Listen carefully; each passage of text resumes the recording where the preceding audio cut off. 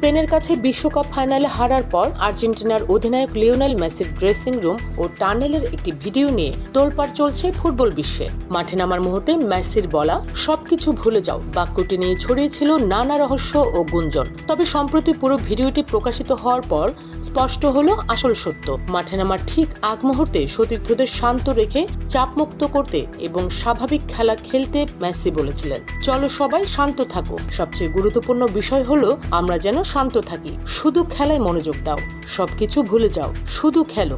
প্রকাশিত ভিডিওতে Argentine defender ও গোলরক্ষকের চমকপ্রদ কৌশলগত কথোপকথনও ধরা পড়েছে। প্রতিপক্ষের তরুণ তুর্কি লামিনে ইয়ামালকে ঠেকানো নিয়ে কুতি রোমেরো ও লিসান্দ্রো মার্তিনেজ ছক কষছিলেন। তাগলিয়াফিকোকে উদ্দেশ্য করে লিসান্দ্রো বলেন পুরো ম্যাচ জুড়ে ওকে আটকে রাখবে।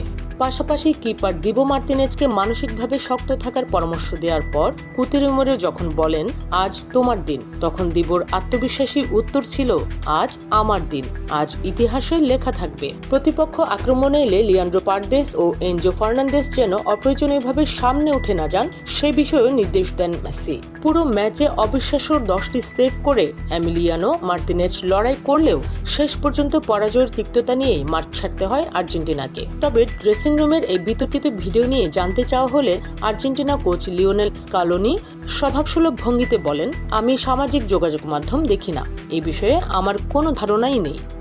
স্পোর্টস ডেস্ক, খোলা কাগজ।